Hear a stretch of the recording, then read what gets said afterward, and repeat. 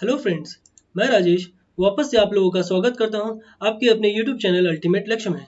तो आज मैं आया हूं नवंबर मंथ के करंट अफेयर एनालिसिस के जो इंपॉर्टेंट क्वेश्चंस है यूपीएससी पॉइंट ऑफ व्यू से, इसके पार्ट 5 को लेकर। इससे पहले मैंने जून से लेकर अक्टूबर मंथ तक ऑलरेडी डिस्कस कर लिया है, जिसका लिंक आपको नीचे डिस्क्रिप्शन में मिल जाएगा, या ऊपर राइट साइड जो आई आइकन है यहाँ से भी आप वीडियो के लिंक में जा सकते हैं। इसके अलावा एक और बात बताना चाहूँगा कि जो मॉर्निंग सेशन में जो करंट अफेयर एनालिसिस की जो सीरीज चल रही है, उसका भी वहाँ पे जून से लेके नवंबर मंथ तक वहाँ कंप्लीट हो चुका है, और वहाँ पे दिसंबर मंथ चल रहा है। और ये जो नवंबर मंथ है, ये आज पार्ट 5 आज हमारा नवंबर मंथ का आखिरी होगा। तो चलिए शुरू करते हैं आज का लेक्चर। हमेशा की तरह शुरू करने से पहले एक मैप क्वेश्चन करते हैं हम, चाहे वो मॉर्निंग सेशन हो या इवनिंग सेशन हो। तो अभी का जो मैप क्वेश्चन है वो है, द एनुअल फ्लैमिंगो फेस्टिवल किस जगह में होती है? तो ये होती है पुलिकेट लेक में। ठीक है, पुलिकेट लेक कहाँ पे आपको मिल जाएगा? आंध्र प्रदेश में, और आंध्र प्रदेश और तमिलनाडु के बॉर्डर में। बट बेसिकली आप उसका ज़्यादातर पार्ट है आंध्र प्रदेश में, तो हम लोग ज़्यादातर सुनते हैं कि वो आंध्रा का ही एक पार्ट है, मतलब आंध्रा में आता है। बट इसका हल्का सा पार्ट, ये जो देख पा रहे हैं ना, ये एरिया, ये इस एरिया थोड़ा सा इधर वो, ये तमिलनाडु में आता है। बाकी वो पूरा का पूरा जो ज़्यादातर पार्ट है, मैक्सिमम पार्ट, वो आंध्र में आता है। तो इसलिए लिखा हुआ है यहाँ पे border of Andhra Pradesh and Tamil Nadu. इसके अलावा ये एक मतलब सेकेंड लार्जेस्ट ब्रैकिश वाटर है। ठीक है, ब्रैकिश वाटर मतलब हो गया, आप देख पा रहे होगे, ये हो गया पुलिकेट लेक, तो ये हो गया समुद्र, यानी आपको बे ऑफ बंगाल। तो ये पूरा का पूरा सॉल्ट वाटर है। और जो भी रिवर्स है आप देख पा रहे हो जो मेन टेरिटरी के अंदर, वो रिवर जो वो हो गया आपको फ्रेश वाटर। और ये जो ब्रैकिश वाटर मतलब हुआ कि सॉल्ट वाटर और ब्रैक मतलब फ्रेश वाटर का मिक्स है, आप ये कह सकते हैं। ठीक है, उसको कहते हैं ब्रैकिश वाटर। तो पुलिकेट लेक सेकंड है, लार्जेस्ट है। फर्स्ट कौन सा है? तो है चिल्का लेक। चिल्का लेक भी एक ब्रैकिश वाटर इकोसिस्टम है, जो कि हमारे इंडिया का सबसे बड़ा है। ठीक है, इसलिए बोला आफ्टर चिल्का लेक, जो कि उड़ीसा में है। देख पा रहे होंगे चिल्का लेक आपको यहाँ मिल गया, ये हो गया आपको उड़ीसा। ठीक है, और आपको पुलिकेट लेक यहाँ पे हो गया, ये आपको आंध्र प्रदेश। जस्ट यहाँ खत्म हो ही रहा आंध्र प्रदेश, उस तमिलनाडु यहाँ से स्टार्ट हुआ, और वहीं पर एक तरह से बॉर्डर कह सकते हैं जिस तो पुलिकेट लेक जो कि शेयर करते हैं। यहाँ पे एक बहुत फेमस बर्ड सेंचुरी भी है, प्लीज आप लोग एक बार गूगल कर लीजिए कि बर्ड सेंचुरी कौन सा है, और हो सके तो कमेंट बॉक्स में भी बता दीजिएगा। ठीक है, आसपास के कुछ वाटर बॉडीज भी देख लेते हैं जो इंपॉर्टेंट है। जैसे ये पार्क स्टेट हो गया, ठीक है, उसके बाद वाईगाई रिवर हो गया। हमने अभी रिसेंटली वाईगाई से रिलेटेड वहाँ पे कुछ खोज हुई है, वो भी हमने पढ़ा था। तो प्लीज़ अगर यदि आप लोग को याद ना आ रहा हो तो हमारे पुराने वीडियोस को जरूर देख लें कि क्या हमने ये वाईगाई प्लेन से रिलेटेड हमने पढ़ा था, वो क्या था, क्यों था न्यूज़ में, ये थोड़ा आप देख लें। क्योंकि जब कोई चीज़ न्यूज़ में बनता है तो उसके आसपास के लोकेशन को देखना मतलब बहुत जरूरी हो जाता है। ठीक है, इसके अलावा आप यहाँ पे गांधी सागर देख पा रहे होंगे। इसके अलावा ये कुछ कुछ फेमस ये रिजर्वियर है, तुंगभद्रा रिजर्वियर, निजाम सागर, भादरा सागर, मैंने हल्का फुल्का कुछ रखिए। और ये रिवर जो भी है, रिवर सिस्टम, इसका तो आपको हल्का फुल्का नॉलेज होना ही चाहिए। ठीक है, हमने जो नेशनल इनलैंड वाटर वे जो NW2 पढ़ा था, वो 800 किलोमीटर का लगभग में यहाँ से लेके यहाँ तक था।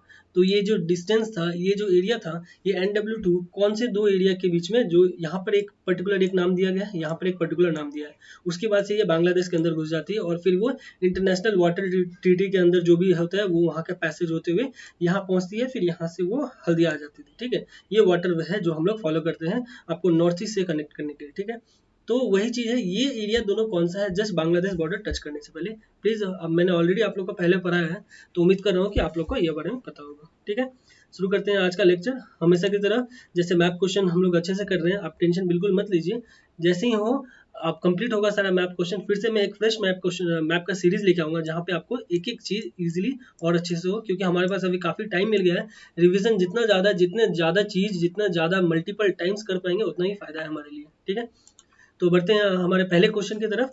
हमेशा की तरह आप लोग को याद दिलाना चाहूँगा कि प्लीज़ जैसे ही आप लोग क्वेश्चन देखेंगे, वीडियो को पॉज करेंगे, उसके बाद प्रोसीड करेंगे आंसर के लिए। ठीक है, तो आज का जो पहला क्वेश्चन है वो है, consider the following statements about advance pricing agreement. Advance pricing agreement से रिलेटेड यहाँ पे बोल रहा है। ठीक है, और आपको हमें 3 स्टेटमेंट भी दिया हुआ है, और करेक्ट स्टेटमेंट पूछा जा रहा है। ठीक है, तो पहला बोल रहा है कि it is N ahead of time agreement between tax payer and tax authority. तो ये अहेड ऑफ टाइम एग्रीमेंट है, चलिए देख लेते हैं। On an appropriate transfer pricing methodology, तो ये अहेड ऑफ टाइम है, ये हो गया यहाँ का कीवर्ड। दूसरा बोला it is only unilateral in nature. तो ये कैसे यूनिलैटरल है, या बायलैटरल है, या मल्टीलैटरल है? तो ये सब चीज़ आपको एग्जैक्ट अगर नहीं पता होगा, तब तक आप इस कंसेप्ट को सही से नहीं कर पाएंगे। ठीक है, मैं उम्मीद कर सकता हूँ कि आप लोग जो मैंने APS से रिलेटेड पहले पढ़ाया था, वो भी बहुत अच्छा टाइम देकर पढ़ाया था। तो उम्मीद कर रहा हूँ कि आप लोग इसका आंसर सही देंगे। तो बोला जा रहा है कि ये हो गया यहाँ का कीवर्ड। ठीक है, सेकंड स्टेटमेंट का। तीसरा स्टेटमेंट बोल रहा है कि in India central board of indirect tax and custom CBIC उन्होंने साइन किया है APA with the tax payer. तो क्या ये CBIC है कि कोई और बॉडी है? ठीक है, तो ये हो गया यहाँ का कीवर्ड। चलिए देखते हैं, यहाँ पे करेक्ट स्टेटमेंट ही पूछा जा रहा है, तो हमारा ये सही आंसर क्या है। तो आपको ऑप्शन सी हो गया सही, यानी स्टेटमेंट 1 और 3 दोनों ही सही है। एक्चुअली यहाँ थोड़ा मिस्टेक हो गया है, यहाँ स्टेटमेंट 3 होगा नहीं, मैं क्योंकि आंसर जब बना लिया PDF उसके बाद में थोड़ा ध्यान दिया, सी नहीं है। ठीक है, ये CBIC भी, ये भी गलत है, क्योंकि ये central board of direct taxes के अंदर में आता है, CB इनडायरेक्ट टैक्सेस नहीं होगा, इसलिए ऑप्शन ए सही है। जो भी हमारे फ्रेंड्स जो बाद में मेरे साथ चल रहे हैं वो तो ठीक ही है, उम्मीद कर रहा हूँ कि जब क्वेश्चन देख के आपने जो आंसर टिक किया होगा वो अपने स्टेटमेंट ए मैंने ऑप्शन ए ही दिया होगा। ठीक है, ये स्टेटमेंट 3 नहीं है, स्टेटमेंट ये 3 नहीं है क्योंकि ये इनडायरेक्ट टैक्स है, अगर यहाँ डायरेक्ट होता तो ये सही हो जाता। ठीक है, ये सब कुछ कुछ कीवर्ड है जो कि आपको ध्यान देना होगा। बाकी स्टेटमेंट 2 भी गलत है क्योंकि ये यूनिलैटरल यहाँ बोल रहा है, जबकि यूनिलैटरल नहीं है, ये यूनिलैटरल के साथ बायलैटरल और मल्टीलैटरल भी है। ठीक है, इसके अलावा ये अहेड ऑन टाइम एग्रीमेंट है, ये भी जानती है। हल्का सा बेसिक कुछ हल्का फुल्का बताऊंगा, उससे ज़्यादा डीप में नहीं जाऊंगा अभी। उम्मीद कर रहा हूँ कि आप लोग पहले ही इसे अच्छे से जाने होंगे, फिर भी हल्का फुल्का जो भी हो छूते हुए मैं आगे अगले क्वेश्चन की तरफ बढ़ूंगा। तो APA क्या होता है कि मान लीजिए यहाँ पे एक कंपनी है, पेरेंट कंपनी, ठीक है, जो इंडिया में है, जैसे समझ लीजिए वोडाफोन की कंपनी है, पर वो कहाँ का, ये बाहर की कंपनी है। तो मान लीजिए इसका ब्रिटेन में आपको इसका मेन हेडक्वार्टर है। ठीक है, जो मेन हेडक्वार्टर है वो आपको ब्रिटेन में है।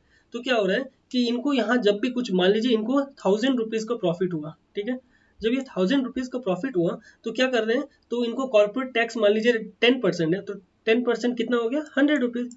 तो इनको कॉर्पोरेट टैक्स के रूप में इंडियन गवर्नमेंट को इनको 10 रुपीज़ मैंने 100 रुपीज़ देना पड़ रहा है। ठीक है, तो वो लोग क्या कर रहे हैं कि अपना प्रॉफिट को कम दिखाएंगे तभी तो ज़्यादा होगा। तो प्रॉफिट कम दिखाने के लिए वो लोग अपना इन्वेस्टमेंट जो हो रहा है ना, जो इन्वेस्टमेंट जो वहाँ खर्च कर रहे हैं, वो तो इंडिया में जो भी खर्च कर रहे हैं वो तो सरकार के पास जा ही रहा है, बट जो फॉरेन से वो जो इम्पोर्ट कर रहे हैं ना, स्पेशली अपने पेरेंट कंपनी से, उसको वो लोग थोड़ा हाई दिखा देते हैं। जब वो हाई दिखाएंगे ना, वहाँ पे अमाउंट जो वहाँ पे 100 रुपये में काम हो रहा था, वो लोग अब दिखा रहे हैं 500 रुपये में हो रहा है। तो क्या हो रहा है, उनका प्रॉफिट घट जा रहा है यहाँ पे। तो मान लीजिए अब जब वो उन्होंने हाई अमाउंट दिखाना स्टार्ट किया, तब उनके पास प्रॉफिट कितना आ रहा है, 600 का। ठीक है, और जैसा कि कॉर्पोरेट टैक्स 10 रुपीज़ है, तो कितना हो जाएगा आपको कॉर्पोरेट टैक्स, यानी आपको 60 रुपीज़ टैक्स हो जाएगा। ठीक है, तो यानी पहले 100 रुपये देना पड़ रहा था, अब 60 रुपये देना पड़ रहा है। तो ये जो ट्रांसफर ऑफ प्राइसिंग है ना, ये ट्रांसफर ऑफ प्राइसिंग से बचाने के लिए, इसको हटाने के लिए गवर्नमेंट ने क्या किया कि इंडियन गवर्नमेंट ने बोला कि एडवांस प्राइसिंग एग्रीमेंट हम साइन करेंगे। जो भी कंपनी होंगे उनको पहले से ही बताना होगा, एडवांस में बताना होगा कि प्राइसिंग क्या वो अपने पेरेंट कंपनी से मंगा रहे हैं, और जो भी मंगा रहे हैं उनका प्राइस कितना है वो हमें पहले ही आपको एग्रीमेंट के तौर पर बताना होगा। और वो जो प्राइस है, ऐसा नहीं है कि आप 500 का सामान 1000 में मंगा रहे हैं और वो हमें, क्योंकि होगा वो कम दाम, बट हो सकता है पेरेंट कंपनी से फायदा तो उनको ही हो रहा है। तो ये सब बचने के वो बोल रहे हैं कि जो भी अमाउंट होगा ना, आपको पहले ही बताना होगा। दूसरा बात एक और बोल दिया कि आपको जो भी अमाउंट होगा, वो जो ऑनलाइन जो बेसिक ओपन मार्केट में जितना अमाउंट होगा ना उस चीज़ का, उतना ही यहाँ पे दिया जाएगा, उतना ही फिर वो नोट भी किया जाएगा। तो इससे क्या होगा, एडवांस प्राइसिंग हो जा रहा है। तब वो लोग ये जो टैक्स का इवेट कर रहे हैं ना, वो वहाँ से वो लोग नहीं कर पाएंगे। तो इसलिए इसी को कहते हैं एडवांस प्राइसिंग एग्रीमेंट। तो अगर यदि मतलब एक पेरेंट कंपनी है और हमारा इंडियन गवर्नमेंट है, अगर इनके बीच ही हो रहा है तब तो यूनिलैटरल है। बट अगर यदि जैसे अभी ये मैंने केस बताया, ये हो गया बायलैटरल। ठीक है, और मान लीजिए कोई जैसे वोडाफोन कंपनी है, उसका जो ओनरशिप है ना, जो उसका पेरेंट कंपनी है, कुछ ब्रिटेन में है, कुछ US में है, ठीक है, कुछ आपको जापान में मिल गया। तो इस तरह के अगर यदि होंगे ना, तो वो मल्टीलैटरल एग्रीमेंट करना पड़ेगा कि वो तीनों कंट्री से कुछ भी ले रहे हो तो उनको पहले ही अपना प्राइसिंग करना पड़ेगा। ठीक है, ये हो गया कुछ इसका बेसिक पार्ट। उम्मीद कर रहा हूँ कि आप लोगों को ये समझ में आया होगा, क्योंकि बहुत ही इंपॉर्टेंट टॉपिक है, प्लीज़ अच्छे से ध्यान दीजिएगा। ठीक है, अभी क्योंकि हाल ही में कॉर्पोरेट टैक्स को बहुत कम किया गया है हमारे फाइनेंस मिनिस्टर के द्वारा, तो इसलिए और ये ज़्यादा इंपॉर्टेंट हो जाता है हमारे इस बार के एग्जाम के लिए। ठीक है, अगला क्वेश्चन है, consider the following statements regarding index of industrial production. तो IIP से रिलेटेड यहाँ पे आपको 3 स्टेटमेंट दिया हुआ है और हमें करेक्ट ही पूछा जा रहा है।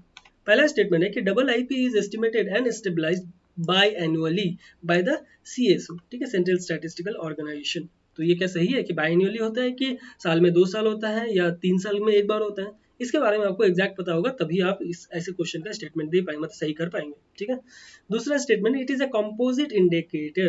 तो ये कंपोजिट इंडिकेटर है that measures the short term changes. तो ये शॉर्ट टर्म चेंजेस होता है कि लॉन्ग टर्म चेंजेस होता है in the volume of production. तो सेकंड स्टेटमेंट का आपको ये 2 कीवर्ड हो गया। उसके अलावा तीसरा स्टेटमेंट बोलो कि IIP has contracted steadily has contracted steadily from 2012 to 2019 due to continuous slowdown in the capital goods mining and manufacturing sectors। तो ये क्या सही बात है, स्टेडीली है 2012 से 19 में। चलिए देख लेते हैं, करेक्ट स्टेटमेंट हमें पूछा जा रहा है, ठीक है। तो आपको ऑप्शन हो गया डी, यानी स्टेटमेंट 2 ही सिर्फ सही है, बाकी 1 और 3 गलत है, क्योंकि ये बाई एनुअली जो बोल दिया ना, ये यहाँ पे गलत है, क्योंकि ये हर मंथ हो रहा है, ठीक है।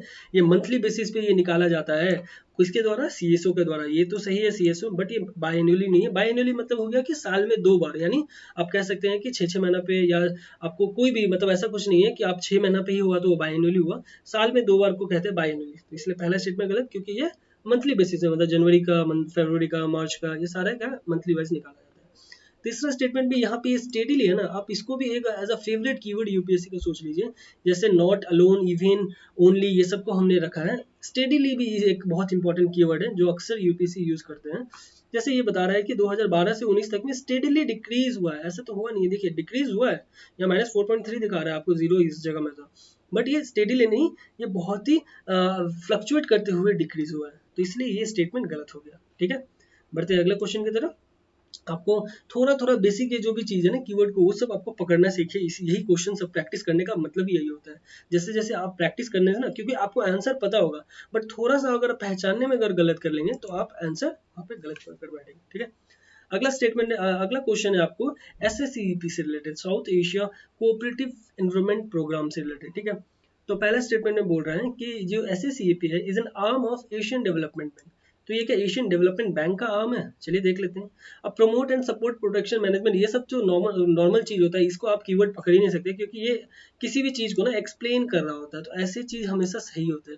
जो कीवर्ड होता है ना, वो ये सब इस तरह का, कोई बॉडी दे दिया, कोई ऑर्गेनाइजेशन का नाम दे दिया, या कुछ इवेंट से रिलेटेड दे दिया, तो वो सब चीज आपको थोड़ा प्रैक्टिस करते करते ही समझ में आने लगेगा कि ये कौन सा गलत है, ठीक है। दूसरा स्टेटमेंट है कि SSCP जो है वो सपोर्ट करता है national government effort for environmental protection and sustainable development, ठीक है। तो ये क्या सपोर्ट करता है नेशनल गवर्नमेंट से रिलेटेड ये सब चीज को। चलिए देख लेते हैं सही है गलत है। तीसरा स्टेटमेंट है Afghanistan, India and Pakistan are the member countries of the SSCP। तो क्या ये तीनों जो है ये यहाँ का कीवर्ड हो गया, ठीक है। ये SSCP नहीं होगा, सॉरी, यहाँ पे मैंने थोड़ा गलत कर दिया। आपको यहाँ जो मेन कीवर्ड है वो क्या है, अफगानिस्तान, इंडिया और पाकिस्तान की, ये क्या इसके मेंबर है SSCP के। तो SSCP के बारे से पहले मैं आपको ये बता दूंगा, सार्क के बारे में आप लोगों ने सुना ही होगा कि सार्क के कौन कौन से मेंबर्स हैं। तो ये सार्क के ही मिलते जुलते मेंबर्स यहाँ पे हैं, ठीक है, ध्यान दीजिएगा, क्योंकि ये भी साउथ एशिया के ही है कुछ, ठीक है। तो आपको इसका जो सही आंसर हो जाएगा वो है ऑप्शन सी, यानी स्टेटमेंट 2 और 3 सही है, पर आपको वो जो 1 है वो गलत है। क्यों?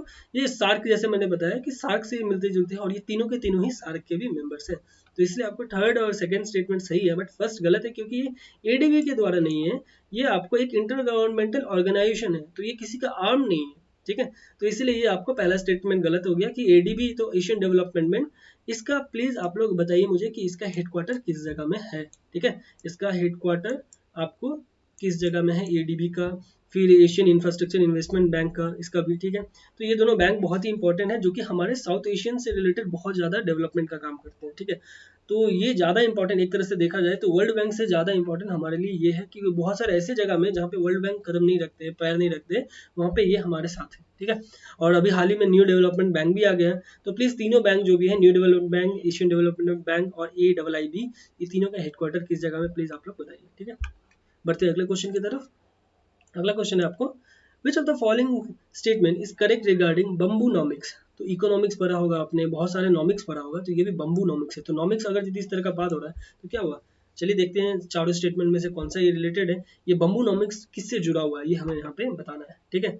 तो आपको बम्बूनॉमिक्स जो जुड़ा हुआ है वो है आपको ऑप्शन डी, यानी डिजर्टिफिकेशन और क्लाइमेट चेंज से रिलेटेड कैसे फाइट किया जा सके, ये इससे रिलेटेड है, ठीक है। ये बम्बूनॉमिक्स हमने अपने एनालिसिस वाले सेशन में भी डिस्कस किया था इससे रिलेटेड।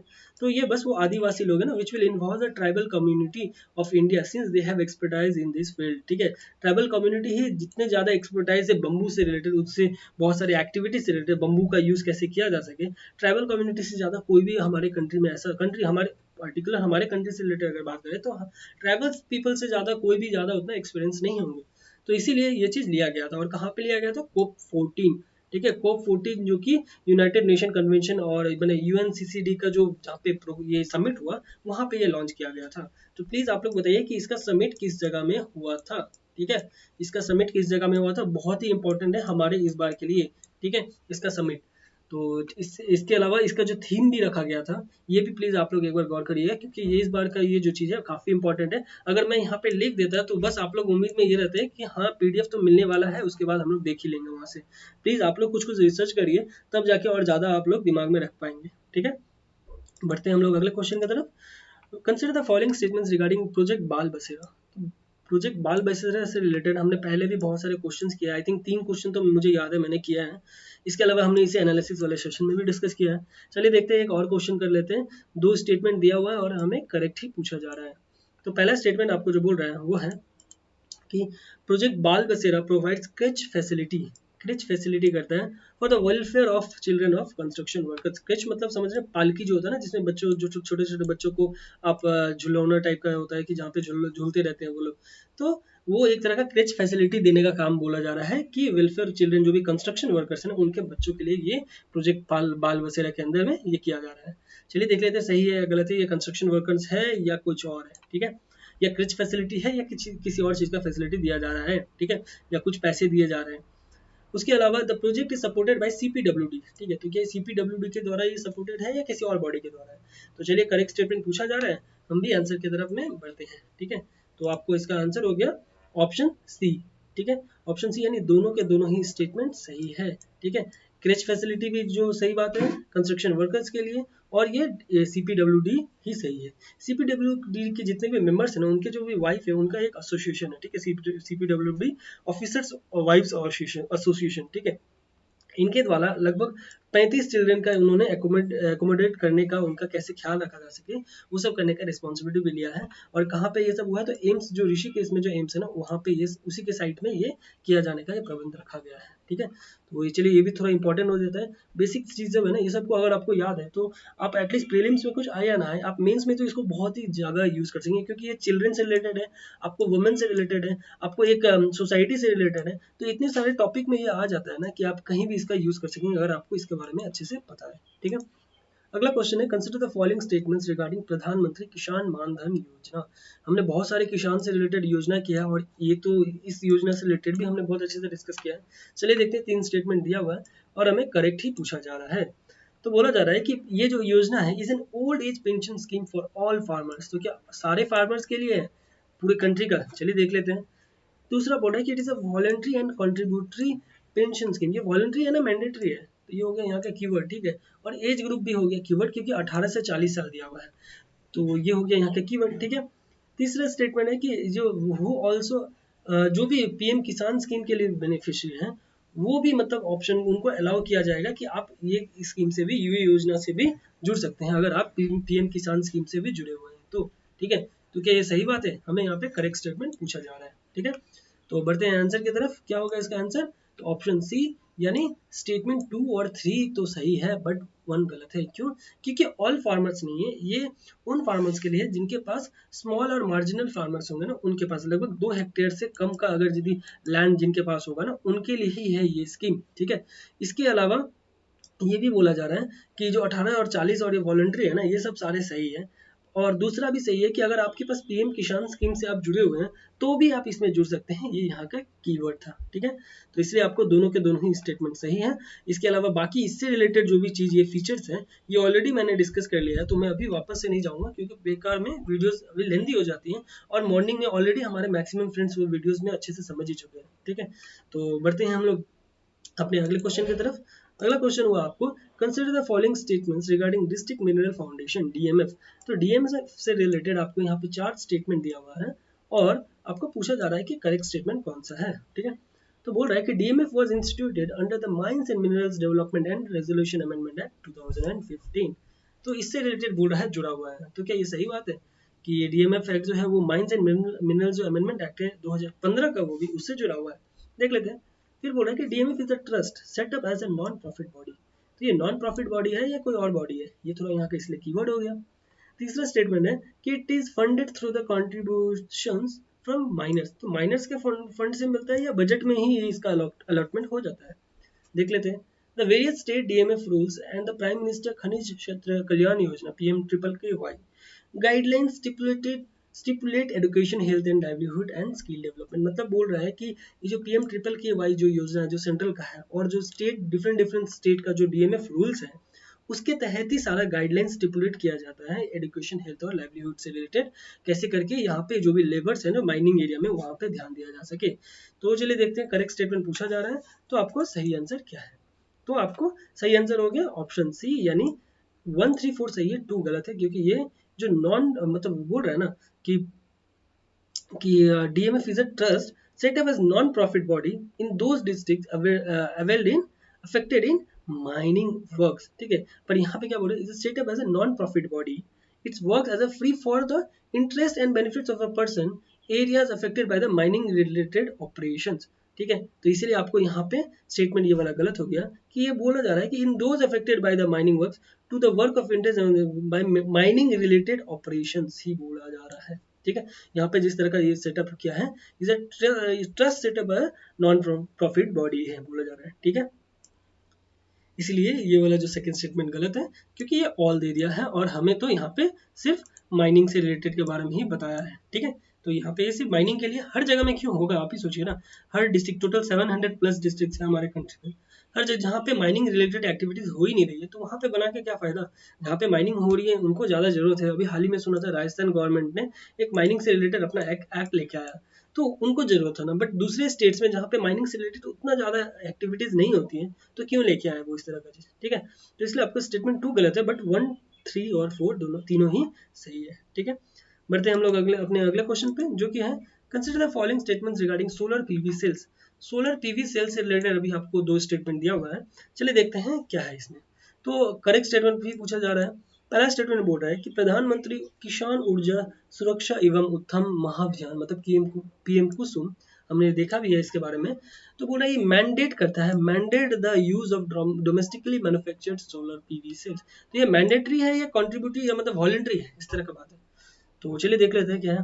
दूसरा स्टेटमेंट बोला है कि solar PV cell shall be considered to be domestically manufactured only, ठीक है, only if the same has been manufactured in India using undiffused silicon wafers, मतलब सिर्फ इंडिया में मैन्युफैक्चर किया हो अनडिफ्यूज सिलिकॉन वेफर्स से, तभी जाके ये मतलब डोमेस्टिक मतलब इसको डोमेस्टिकली मतलब कंसिडर किया जाएगा। मतलब ये बोल रहा है जो सोलर PV सेल को कंसिडर किया जाएगा कि डोमेस्टिकली मैन्युफैक्चर हो, ठीक है, वो भी तब जब ये इंडिया में मैन्युफैक्चर किया हो अनडिफ्यूज सिलिकॉन वेफर से, ठीक है। तो ये क्या करेक्ट स्टेटमेंट है, चलिए देख लेते हैं। करेक्ट स्टेटमेंट हमें पूछा जा रहा है, तो आपको जो है ऑप्शन सी हो गया सही, यानी दोनों के दोनों जो स्टेटमेंट है वो सही है। Ministry of new and renewable energy जो MNRE है ना, उन्होंने हाल ही में नोटिफाई मतलब क्लेरिफाई किया, बोला कि PV सेल जो है ना वो उनको यूज डिफ्यूज सिलिकॉन वेफर्स है ना और blue wafer cell not be considered domestically manufactured solar PV cells, ठीक है, and hence would not qualify for MNRE programme. जो इनसे नहीं जुड़े हुए होंगे उनको मतलब नहीं आपको ऑथराइज किया जाएगा, ठीक है। तो ये हो गया कुछ इंपॉर्टेंट बात, और ये PM कुसुम से रिलेटेड हमने पहले भी पढ़ा था, तो ये भी अभी हल्का फुल्का हमने देख लिया है, ठीक है। बढ़ते हैं अगले क्वेश्चन की तरफ, जो कि है consider the following statements about national mineral policy 2019। इस पॉलिसी से रिलेटेड यहाँ पे 3 स्टेटमेंट दिया ही हुआ है और हमें करेक्ट ही पूछा जा रहा है, ठीक है। पहला बोल रहा है कि it encourages the private sector to take up exploration. तो ये क्या प्राइवेट सेक्टर को एनकरेज करने का काम करता है, चलिए देख लेते हैं कि या पब्लिक सेक्टर दोनों को करता है, देखते हैं। It proposes to grant status of industry to mining activity. तो क्या सही है, माइनिंग एक्टिविटी से रिलेटेड ये प्रमोट करता है, ग्रांट्स कैसे करके स्टेटस दिया सके, चलिए देख लेते हैं। तीसरा स्टेटमेंट है कि the policy introduce the concept of inter generational equity that deals with the well being not only of the present generation but also of the generation to come, ठीक है। तो ये क्या सिर्फ प्रेजेंट जनरेशन के लिए नहीं सोचते हुए जा रहा है, जो जनरेशन आने वाला है उसके लिए भी इसमें ध्यान दिया गया है। देखिए ये तो एक तरह का एक्सप्लेन कर रहा है, आप कुछ भी समझोगे, गवर्नमेंट कुछ लाएगा तो ऑफकोर्स वो अभी का और फ्यूचर में जनरेशन है जो भी आने वाले हैं उनके लिए भी तो सोचते हुए कुछ करेंगे ना।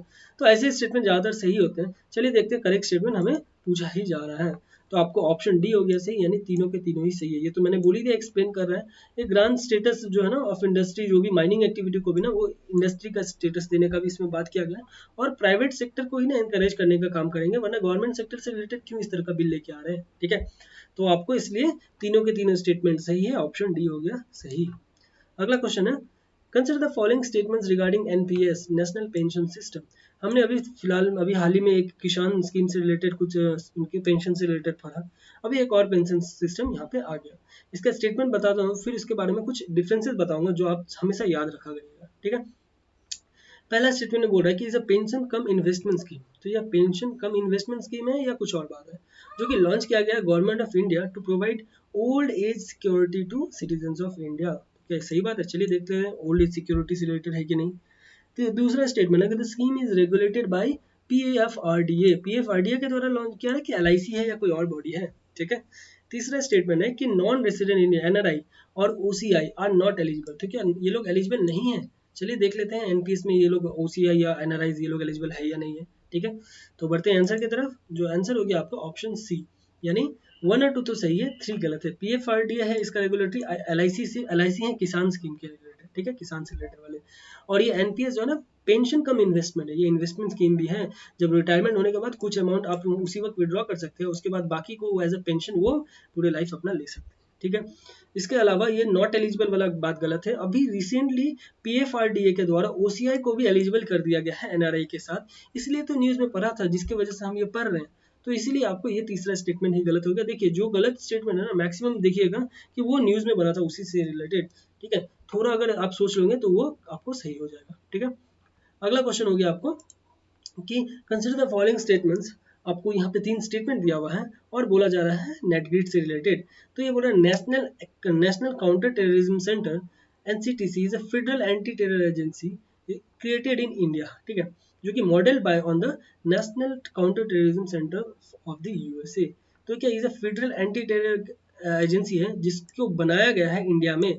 तो ये क्रिएटेड बोल रहा है, ठीक है, यहाँ का ये जो बनाया गया है ये क्या सही है? चलिए देख लेते हैं। NetGrid is an intelligent sharing network that collects data from the standalone databases of the various agencies and ministries of the Indian government। तो क्या ये सही बात है? चलिए देख लेते हैं ये भी। तीसरा बोल रहा है कि नेटग्रिड जो है ना 26/11 जो इंसिडेंट हुआ था ना मुंबई में, उसके बाद ये इसका ये नेटग्रिड का पोस्ट मिला पूरा है अच्छी तरीके से, वो भी अटैकिंग फील्ड में रखा गया है। चलिए देख लेते हैं ये सही है कि नहीं। तीनों स्टेटमेंट पूछ दिया है और हमें कीवर्ड भी देख लिया और हमें करेक्ट स्टेटमेंट ही पूछा जा रहा है, ठीक है। तो आपको ऑप्शन सी हो गया सही, यानी 2 और 3 सही है। ये मुंबई 26/11 वाला भी सही है। और नेटग्रिड एक इंटेलिजेंस शेयरिंग है जो कि स्टैंड अलोन डेटाबेसेस जो भी गवर्नमेंट से रिलेटेड होता है ना सारे मिनिस्ट्रीज का, उस पर काम करते हैं। बट पहला गलत है क्योंकि बोल रहा है क्रिएटेड इन इंडिया। ये क्रिएट अभी तक नहीं हुआ, ये प्रपोज किया गया है। ये एक फेडरल एंटी टेरर एजेंसी जो कि जो यूएसए के जो नेशनल काउंटर टेररिज्म सेंटर है ना उसके जैसे ही है, जो कि इंडिया में बनाने का सोचा जा रहा है। टू बी क्रिएटेड बात है यहाँ पे, ठीक है, इन इंडिया, ठीक है। तो इसलिए ये स्टेटमेंट आपका गलत है, बाकी सारे जो है ये दोनों के दोनों ही स्टेटमेंट सही है, ठीक है। बढ़ते हैं अगले क्वेश्चन की तरफ जो कि है consider the following statements regarding mission innovation MI. ये एमआई से रिलेटेड है। आपको सुने ही होंगे आपने MI6 कहाँ पे है, आपको इससे रिलेटेड सुने होंगे। MI6 हुआ, उसके बाद CIA हुआ, ये भी एक इन्वेस्टिगेशन बॉडी है। तो ये MI से रिलेटेड आप कुछ उस तरह का रिलेट कर सकते हैं, पर ये वो बिल्कुल नहीं है MI से रिलेटेड जो आपको मिलेंगे जो भी इंटेलिजेंस बॉडी जिस तरह का रॉ है हमारे पास। तो ये MI से मिशन इनोवेशन से रिलेटेड आपको 3 स्टेटमेंट दिया हुआ है और यहाँ पे करेक्ट स्टेटमेंट पूछा जा रहा है। तो पहला स्टेटमेंट में बोल रहा है कि जो MI is a global environment facility initiative to dramatically accelerate global clean energy innovation. तो ये क्या क्लीन एनर्जी इनोवेशन से रिलेटेड डील करता है ये मिशन इनोवेशन, जो कि ग्लोबल एनवायरनमेंट फैसिलिटी का ही इनिशिएटिव है। चलिए देख लेते हैं। दूसरा स्टेटमेंट है कि it as part of initiative participating countries committed to double their government's clean energy R&D। तो ये क्या डबल करने वाला जो है वो कमिटमेंट किया गया है कि सारे गवर्नमेंट के द्वारा। चलिए देख लेते हैं। India is the founder member of mission innovation. तो क्या इंडिया फाउंडर मेंबर है या जस्ट मेंबर है या मेंबर भी नहीं है, सिर्फ ऑब्जर्वर है। तो ये सारे कुछ कुछ इंपॉर्टेंट आपको कीवर्ड हो गए तीनों स्टेटमेंट के। चलिए देखते हैं इसका सही स्टेटमेंट क्या है, ठीक है, मतलब सही आंसर क्या है। तो ऑप्शन सी हो गया सही, यानी 2 और 3 सही है, इंडिया फाउंडर मेंबर है। इसके अलावा ये जो डबल करने का भी बात किया गया है, बट पहला स्टेटमेंट गलत है। क्यों? क्योंकि जो मिशन इनोवेशन है ना वाज अनाउंस्ड ऑन November 30, 2015, ठीक है। और ये किस लिए किया गया? To combat climate changes. ये कॉम्बैट करने के लिए क्लाइमेट चेंजेस से रिलेटेड किया है, ना कि क्लीन एनर्जी को इनोवेट मतलब और ग्लोबल वेज में कैसे एक्सेलरेट किया जा सके इससे रिलेटेड। तो इसलिए पहला स्टेटमेंट गलत है। देखिए बहुत बेसिक सा था, ये भी एनवायरनमेंट से रिलेटेड है, दोनों ही चीज लगभग मिलते जुलते हैं, बट थोड़ा सा चीज अगर आपको कॉन्सेप्ट का क्लियरिटी नहीं होगा तो गलत हो जाता है यहाँ पे। ठीक है। तो इसलिए आपको स्टेटमेंट 1 है जो वो गलत है, बाकी दोनों 2 और 3 दोनों ही सही है। ठीक है, बढ़ते हैं अगले क्वेश्चन की तरफ, जो कि है consider the following statements regarding foot and mouth disease FMD. ये एफएमडी से रिलेटेड हमें पहले भी डिस्कस किया है, चलिए एक बार और थोड़ा और अच्छे से जान लेते हैं। ठीक है, तो यहाँ पे 3 स्टेटमेंट दिया हुआ है और हमें करेक्ट पूछा जा रहा है। ठीक है, मैं जो बोलता हूँ पहले भी डिस्कस किया गया है, इसका मतलब ये नहीं कि एग्जैक्टली यही क्वेश्चन था। प्लीज आप लोग बिल्कुल ये मत सोचिएगा कि अब एग्जैक्टली क्वेश्चन आपने बोला था डिस्कस किया है। मैंने इस टॉपिक से रिलेटेड क्वेश्चन डिस्कस किया है, इस टॉपिक से रिलेटेड हमने एनालिसिस वाले में भी इसको अच्छे से मैंने आपको एक्सप्लेन किया है, बट ऐसा नहीं है कि इस एग्जैक्टली इसी क्वेश्चन को डिस्कस किया है। ठीक है, दोबारा एक ही क्वेश्चन को देने का मतलब नहीं बनता, जबकि मैं ऑलरेडी आपको बोल रहा हूँ कि आप प्लीज रिवीजन करिए, तो आप देख ही पा रहे होंगे वहाँ पे क्वेश्चन, है ना। तो बोल रहा है कि पहला स्टेटमेंट में कि जो national animal disease control programme है aims to control and eradicate the foot and mouth disease and brucellosis amongst the livestock in the country. तो NSCDP है, यही इन्हीं यहाँ पे ये एम किए हैं इस तरह का जो डिजीज है इनको रिड्यूस करने का। चलिए देख लेते हैं। दूसरा स्टेटमेंट है कि फुट एंड माउथ डिजीज जो कि FMD इज हाईली इन्फेक्शियस। तो ये हाईली इन्फेक्शियस है क्या, can be spread by infected animals through aerosols through contact with contaminated farming equipment. तो ये क्या स्प्रेड किया जा सकता है ये इन्फेक्टेड एनिमल्स के थ्रू। चलिए देख लेते हैं तीसरा स्टेटमेंट भी क्या है। Humans infected with foot and mouth disease through contact with infected animals is extremely rare. तो क्या ये जो ह्यूमंस है उनका इन्फेक्ट होना क्या ये फुट एंड माउथ डिजीज का बहुत रेयर पाया जाता है या बहुत ज़्यादा पाया जाता है। ठीक है, तो ये हो गया यहाँ का कीवर्ड। करेक्ट स्टेटमेंट हमें बताना है, चलिए देखते हैं सही आंसर क्या है। ठीक है, तो ऑप्शन डी हो गया सही, यानी तीनों के तीनों ही सही है। एक्सट्रीमली रेयर सही बात है। ठीक है, उसके अलावा हाईली इन्फेक्शियस और can be spread by infected animals, जो भी उनके एरोसोल्स होते हैं ना, या जो भी उनके कंटामिनेटेड फार्मिंग इक्विपमेंट्स होते हैं उनसे भी ये फैला जा सकता है। ठीक है, और पहला जो है वो भी सही है। ये NSCDP है ना, वही उनका ही ये उन्होंने ये एम किया था कि कैसे कंट्रोल और इरेडिकेट किया जा सके ये फुट एंड माउथ डिजीज है ना, इसको कैसे करके हमारे कंट्री से हटाया जा सके। तो ये तीनों के तीनों ही स्टेटमेंट सही है। हम लोग बढ़ते हैं अगले क्वेश्चन की तरफ। एक और बात, हाँ ये 100% सेंट्रली फंडेड प्रोग्राम है, ये मैंने पहले भी बता चुका हूँ, फिर से अभी बता दे रहा हूँ क्योंकि ये इंपॉर्टेंट कीवर्ड है इस टॉपिक से रिलेटेड। ठीक है, ये जो फुट एंड माउथ डिजीज है ना, इससे रिलेटेड ये 100% सेंट्रली फंडेड है। ये ना कि कोई गवर्नमेंट का कुछ भी मतलब स्टेट गवर्नमेंट का ऐसा कहीं या प्राइवेट बॉडी इसमें नहीं है। ठीक है, और ये जो फुट एंड माउथ डिजीज है ना, इसको 2025 तक कंट्रोल करने का टारगेट लिया गया है और 2030 तक पूरी तरह से इरेडिकेट कर देने का मतलब सोचा गया है, मतलब प्लान किया गया है कि 2030 तक इंडिया से तो ये 2030 तक पूरी तरह से इरेडिकेट कर दिया जाएगा। ठीक है, तो ये थोड़ा कुछ इंपॉर्टेंट बात ही हो गया, ईयर्स हो गया। ये ईयर्स देखिए यूपीसी पूछता नहीं है, बट ये सब बेसिक कुछ होता है ना जो आपको इसके बारे में पता होना चाहिए। 2025 से रिलेटेड हो, 30 से रिलेटेड हो, 2024 से रिलेटेड हो, 2022, ये 4 साल से रिलेटेड कुछ भी अगर आपको देखे, प्लीज आप लोग उसको 2-3 बार पढ़िए। रट्टा नहीं मारने बोल रहा हूँ, बस पढ़िए कुछ समझ के, क्योंकि वो काफी ज्यादा जरूरी है कि 25 और 30 तो जरूरी है ही। 30 तो इसलिए सस्टेनेबल गोल्स का वहाँ पे हमारा कंप्लीट होने वाला है। ठीक है, 2024 इंपॉर्टेंट हो गया क्योंकि हम अभी हमारा जो प्रेजेंट गवर्नमेंट है उसका 5 साल पूरा होने वाला है। 2022 इंपॉर्टेंट हो गया क्योंकि हम अपना 75th इंडिपेंडेंस डे करेंगे। तो ये जितने साल से रिलेटेड कुछ भी आपको इन्फॉर्मेशन मिले, जहाँ से भी मिले, प्लीज आप उसका डेटा सारा अपने पास कलेक्ट करके रखिए। ठीक है, सारे के सारे ही आपके लिए काफी इंपॉर्टेंट बनते हैं इस साल के एग्जामिनेशन के लिए।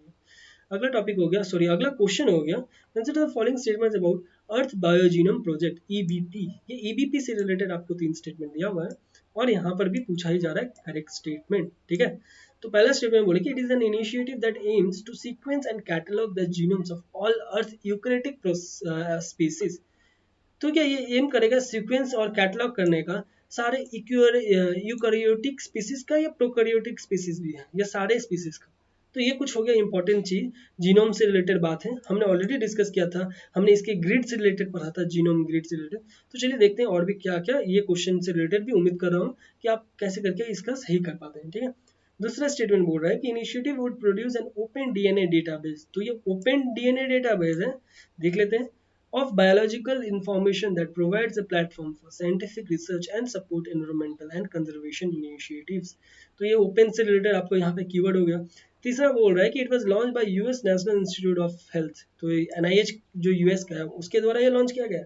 चलिए देख लेते हैं, कीवर्ड यही हो गया इसलिए, और कि NIH है या WHO है या कोई और हेल्थ से रिलेटेड कोई इंपॉर्टेंट बॉडी है। ठीक है, या इंडिया के द्वारा ही ये किया गया है। ठीक है, तो बढ़ते हैं आंसर की तरफ। तो आपका ऑप्शन सी हो गया सही, यानी स्टेटमेंट 1 और 2 सही है, 3 गलत है, क्योंकि ये यूनाइटेड स्टेट्स का कोई ऐसा कोई बॉडी इसमें नहीं ले रहा है। ये जो इंटरनेशनल बायोलॉजिस्ट है ना, उनके द्वारा ये लॉन्च किया गया। जितनी भी कंट्रीज में जो बहुत ही मशहूर बायोलॉजिस्ट हैं, उन्होंने अपना एक इनिशिएटिव लिया सभी ग्रुप मिला के, और इस तरह का कुछ, ताकि वो एक तरह से जीनोम का एक मतलब बना सके, ठीक है, कैटलॉग और जितना भी सीक्वेंस। ये जो सीक्वेंस का मतलब क्या हुआ कि आपके पास मान लीजिए लगभग 100 बुक्स हैं आपके रूम में, ठीक है, आप उसको एकदम सीक्वेंस करने का मतलब, आप अगर बुक्स का सीक्वेंस करना चाह रहे हैं तो हिस्ट्री के सारे बुक्स को एक जगह रखें, ज्योग्राफी का एक जगह रखें, तो क्या हुआ, एक तरह से सीक्वेंसिंग करना। वो उसके ऊपर से भी हिस्ट्री के जो भी मान लीजिए एनसीईआरटी है तो क्लास 6 से लेकर 12 तक एक साथ रखा आपने। उसके बाद फिर आपने जो स्पेशल एडिशन या जो भी इंपॉर्टेंट बुक्स है अदर आपको वो सब सारे आपने रखा। तो ये सब करके आपने सीक्वेंसिंग कर रहे हो। तो वही तरह से यहाँ बोला जा रहा है कि जीनोम का कैसे करके सीक्वेंसिंग यहाँ पे किया जा रहा है, ठीक है। तो बढ़ते हैं अगले क्वेश्चन की तरफ। उम्मीद कर रहा हूँ कि मैं हल्का फुल्का जो भी कोशिश कर पा रहा हूँ आप लोग समझा पा रहा हूँ आप लोगों को। अगर प्लीज़ कहीं भी आप लोगों को डाउट हो तो प्लीज़ कमेंट बॉक्स में बताएं, मैं उससे रिलेटेड जरूर कुछ ना कुछ आपके लिए लेके ही आऊँगा, ठीक है। आप बिल्कुल टेंशन मत लीजिए, बस जो भी हो आपके मन में आप कमेंट बॉक्स में बताइए ताकि मैं आपको और सपोर्ट कर पाऊँ, ठीक है। तो अगला क्वेश्चन हो गया, consider the following statements regarding global fund for AIDS, TB, malaria. ये जीएफटीएम से रिलेटेड हमने डिस्कस किया था ऑलरेडी पहले भी, और क्वेश्चन भी डिस्कस किया है, पर ये डिफरेंट क्वेश्चन है, ठीक है।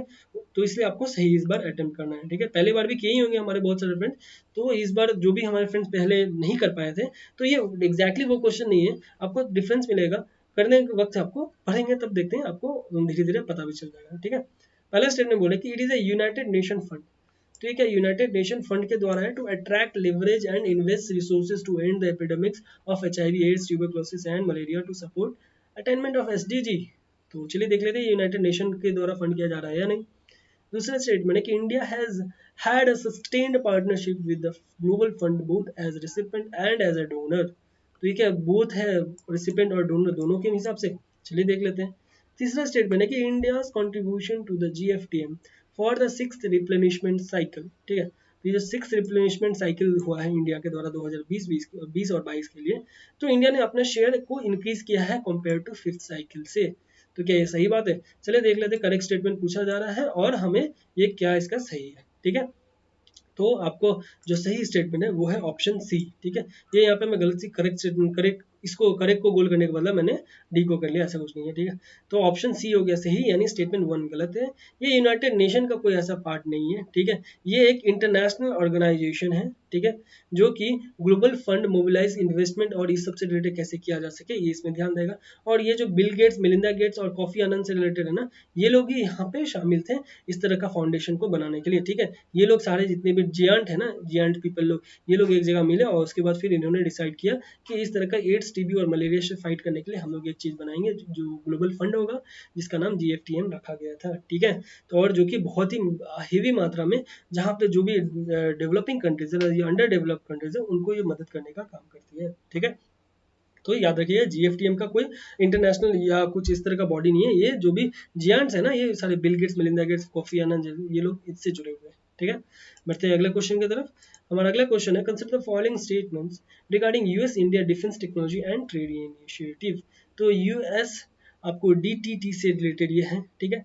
तो यहाँ पे बोला जा रहा है कि आपको दो स्टेटमेंट दिया हुआ है और करेक्ट ही बताना है, ठीक है। पहला बोल रहा है कि it is a mechanism to make sure that senior leaders from both countries are engaged consistently to strengthen the opportunities in the field of defense। तो देखिए डिफेंस से रिलेटेड ही है, तो ऑफ कोर्स आप स्टेटमेंट पढ़ के पता चल रहा होगा कि दोनों कंट्री के ही ना एंगेज करेंगे, ताकि कैसे करके स्ट्रेंथ कर सके सारे अपॉर्चुनिटीज से लेकर डिफेंस के फील्ड में। तो ये ऐसे स्टेटमेंट तो जो ऊपर से इनिशिएटिव क्या है, यूएस और इंडिया डिफेंस टेक्नोलॉजी से रिलेटेड ही है, तो ऑफकोर्स ये जो पहला स्टेटमेंट है एक्सप्लेन कर रहा है, तो ऐसे स्टेटमेंट जो होते हैं ना ज़्यादातर सही होते हैं, ठीक है। दूसरा बोला कि it aims to strengthen India's defence industrial base, exploring new areas of technological development and extending US India business ties.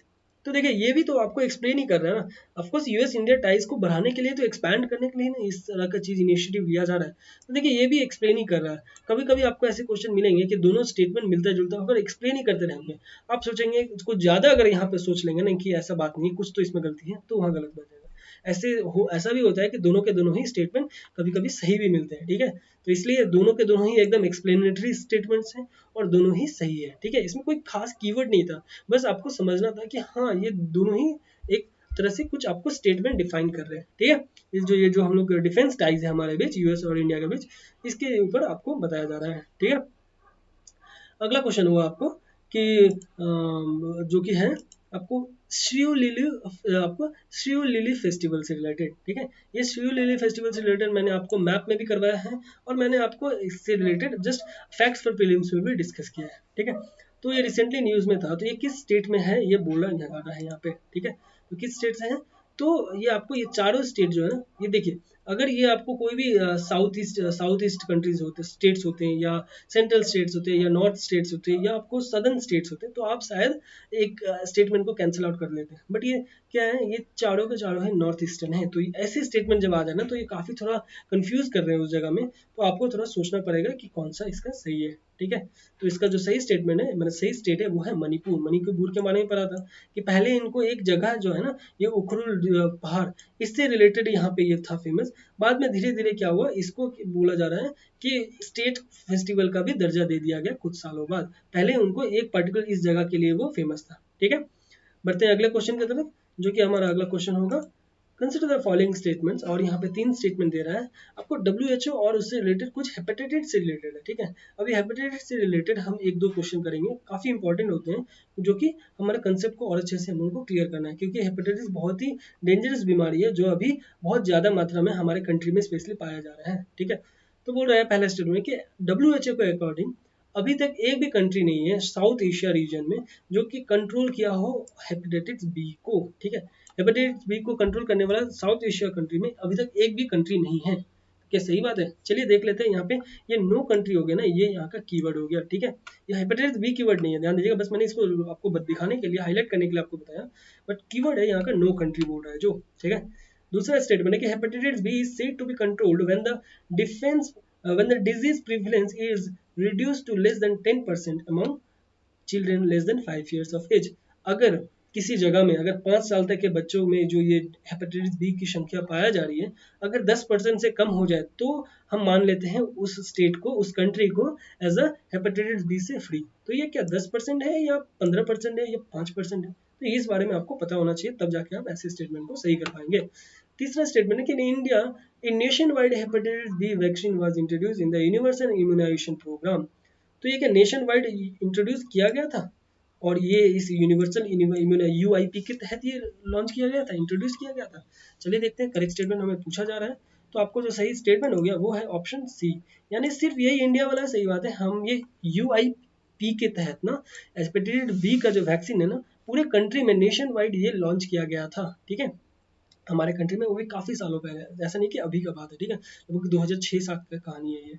इसके अलावा जो पहला स्टेटमेंट बोल रहा है ना, ये गलत है, क्यों WHO ने ऐसा बात ही नहीं है, क्योंकि WHO ने तो हाल ही में बांग्लादेश, भूटान, नेपाल और थाईलैंड को मतलब फर्स्ट 4 कंट्रीज बोल दिया है साउथ एशियन रीजन में, जो कि इन्होंने हेपेटाइटिस बी से रिलेटेड कंट्रोल किया है। एक और मलेरिया से रिलेटेड भी है, मिजल से भी रिलेटेड है, तो ये भी मैंने ऑलरेडी डिस्कस किया है, तो प्लीज़ आप लोग वो सारे डिजीज से रिलेटेड भी डिस्कस एक बार थोड़ा रिविजन कर ले, क्योंकि जब इस तरह का क्वेश्चन आ रहा है तो आप एक्सपेक्ट कर सकते हैं शायद हो सकता है अगला क्वेश्चन वो भी हो सके फ्यूचर में, ठीक है, या एग्जाम में ही आ जाए, ठीक है। तो ये सब चीज़ थोड़ा आप देखते हुए रहे। तो ये चारों कंट्री हमारे नेबरिंग कंट्री है, बट हमने अभी तक कंट्रोल नहीं किया, जबकि हम लोग 2006-7 से ये यूनिवर्सल इम्यूनाइजेशन प्रोग्राम को चला रहे हैं, ठीक है। और ये भी बात है कि ये 1% ना कि 10% है। 10% काफ़ी ज़्यादा पॉपुलेशन होता है, आप सोच सकते हैं। तो वैसे कंट्री को कैसे ये लोग मतलब ये जो हेपेटाइटिस बी से फ्री कर सकते हैं। ये 1% से कम होता है ना, जब 1% से कम संख्या अगर पाए जाते हैं तब इसे ये डिजीज फ्री कर दिया जाता है, ठीक है। बढ़ते हैं अगले क्वेश्चन की तरफ। ये जस्ट हल्का फुल्का जो बेसिक चीज़ है ना, प्लीज़ उसको थोड़ा ध्यान रखा करिए, ये कुछ कंफ्यूजिंग हो है जो कि आ जाते हैं। फिर से एक हेपेटाइटिस से रिलेटेड, जैसा मैंने बोला था, तो ये एक और क्वेश्चन है हेपेटाइटिस से रिलेटेड, आपको 3 स्टेटमेंट दिया हुआ है और यहाँ पे भी करेक्ट ही बताना है, ठीक है। बोल रहा है कि जो हेपेटाइटिस का A, B और C है ना, वो लिवर इन्फेक्शन है जो कि कॉज किया जाता है 3 डिफरेंट वायरसेस के द्वारा। ये तीनों जो हेपेटाइटिस A, B, C है ना, ये 3 डिफरेंट वायरसेस के द्वारा किया जाता है क्या, तो ये पूछा जा रहा है। अब सही है या गलत ये आपको बताना है। दूसरा स्टेटमेंट है कि hepatitis A is usually a short term infection and does not become long term infection. तो क्या ये शॉर्ट टर्म इन्फेक्शन है, और ये डज नॉट वाला बात ये यहाँ का कीवर्ड हो गया, ठीक है। तीसरा स्टेटमेंट है कि there are vaccines to prevent hepatitis A, B and C. तो क्या देयर आर वैक्सीन या देयर आर नॉट वैक्सीन, अभी भी हम लोग वैक्सीन नहीं है हमारे पास इसका। तो ये हो गया यहाँ का कुछ कीवर्ड। चलिए देखते हैं इसका सही स्टेटमेंट और सही इसका मतलब आंसर क्या है। ठीक है, तो इसका ऑप्शन ए हो गया सही, यानी 1 2 तो सही है, 3 गलत है, क्योंकि हेपेटाइटिस ए और बी के लिए आपके पास वैक्सीन है, हमें मिल रही है, बट सी के लिए अभी तक there is no vaccine for hepatitis C, इसलिए स्टेटमेंट 3 गलत है। बाकी 1 और 2 सही है, शॉर्ट टर्म इन्फेक्शन है और does not become a long term infection. क्या हेपेटाइटिस ए, सी के बारे में नहीं बोल रहा, ध्यान दीजिएगा। हेपेटाइटिस ए एक शॉर्ट टर्म है जिसके लिए वैक्सीन भी हमारे पास, हेपेटाइटिस बी का वैक्सीन भी है हमारे पास, बट सी के लिए अभी तक हमारे पास वैक्सीन नहीं है। ठीक है, इसलिए कुछ कुछ जो बेसिक चीज़ें प्लीज इसे याद रखिएगा, इंपॉर्टेंट हो जाता है क्वेश्चन के लिए, मैंने एग्जाम के लिए। ठीक है, अगला क्वेश्चन है जो कि हमारा आज का आखिरी क्वेश्चन होगा, which of the following are considered as white goods. White goods इसमें से कौन सा है, ये हमें बताना है। ठीक है, 4 स्टेटमेंट दिया हुआ है, चलिए देखते हैं व्हाइट गुड्स क्या है, फिर मैं आपको इसको इससे रिलेटेड कुछ एक्सप्लेन भी कर दूंगा। व्हाइट गुड्स है और एक ब्राउन गुड्स नाम का भी चीज़ होता है। ठीक है, तो आपको इसका सही आंसर है ऑप्शन डी, यानी 1 और 2 व्हाइट गुड्स है, बट ब्राउन गुड्स जो है ना, ये आपको हो गया कंप्यूटर और रेडियो। व्हाइट गुड्स मतलब हुआ क्या, जो ज़्यादा इलेक्ट्रिसिटी, जो ज़्यादा पावर कंज्यूम करता हो, ठीक है, जिसकी वजह से आपका इलेक्ट्रिसिटी बिल्स ना वो काफ़ी ज़्यादा आता होगा। तो क्या एयर कंडीशनर है ना, आप 24 घंटा अगर एसी चलाएंगे अगर एक महीने, तो आपका बिल आएगा लगभग बहुत ज़्यादा, और उसी जगह में आप नहीं चलाओगे तो शायद नियर अबाउट बहुत कम आएगा, नेग्लिजिबल होगा उसके कंपेयर में। वॉशिंग मशीन भी सेम बहुत हाई पावर खाती है, बट कंप्यूटर और रेडियो उतना ज़्यादा नहीं खाती है जितना इसके कंपेयर में हो, बहुत ही नहीं कम खाती है। तो ये सब हो गया ब्राउन गुड्स। ठीक है, तो जैसे ब्राउन गुड्स का और एग्जांपल अगर मैं बोलूँ तो टीवी हो गया, डिजिटल मीडिया प्लेयर्स हो गया। ठीक है, ये सब हो गया ब्राउन गुड्स में, बट हेवी रेफ्रिजरेटर, स्टोव जो होता है, ओवन होता है, ये सब हो जाता है, आपको आता है ये जो व्हाइट गुड्स में। ठीक है, इसका जो मेन होता है कि वो क्या करते हैं, पेंट किया जाता है व्हाइट एनामेल से फिनिशिंग करने के लिए। ठीक है, ये सारे व्हाइट गुड्स में, इसलिए इनको व्हाइट गुड्स भी इसलिए बोला जाता है। ठीक है, तो उम्मीद करते हैं आपको सारा लेक्चर जो है वो पसंद आया होगा, सारे क्वेश्चन भी अच्छे से आपने अटेंड किया होगा, और जितना ज़्यादा आप कर पा रहे हैं उतना ज़्यादा आपके लिए फ़ायदा है। जैसे लिख रहे हैं, और अब प्लीज़ आप लोग अपना नीचे कमेंट बॉक्स में मुझे बताएं कि कितना आप लोग स्कोर किए हैं। जितना ज़्यादा आप लोग कमेंट करते हैं मुझे उतना ही ज़्यादा मोटिवेशन मिलता है, ताकि और ज़्यादा मैं अच्छे से अच्छी चीज़ आप लोग के लिए लेके आऊँ। और एक बात रिक्वेस्ट करूँगा, प्लीज़ जो हमारे फ्रेंड सब्सक्राइब नहीं किए हैं, प्लीज़ सब्सक्राइब कर ले, और नीचे बेल आइकन भी आप लोग को मिलेगा, वो बेल आइकन भी प्रेस कर ले, या यहाँ पे जो भी हमारे कंपनी का जो भी चैनल से रिलेटेड जो लोगो आपको दिख रहा है, आपने उनको क्लिक करना है, आप डायरेक्टली सब्सक्रिप्शन में चले जाएंगे और बेल आइकन भी दे दें। क्योंकि क्या होगा कि जब भी वीडियोस कुछ हम टाइम पे आता है, तो नोटिफिकेशन कभी कभी टाइम पे नहीं आता है, अगर यदि आप इस तरह का बेल आइकन नहीं देंगे। ठीक है, तो अगर यदि बेल आइकन दे दें तो आपको एकदम, अगर आपका डेटा जैसी ऑन है आपके मोबाइल में, सेलफोन में, आपको नोटिफिकेशन आ जाएगा कि ये वीडियो अभी लॉन्च हो चुकी है इस चैनल के द्वारा। ठीक है, तो ये सब चीज़ कुछ फीचर है जो आप अच्छे से यूटिलाइज करिए। आपको सभी कोई यूट्यूब से हो या मेरे तरफ से हो, आपको बहुत सारे फीचर्स मिलेंगे, बस आपका काम है सही तरीके से यूटिलाइज करना। ठीक है, तो थैंक यू, धन्यवाद, जय हिंद।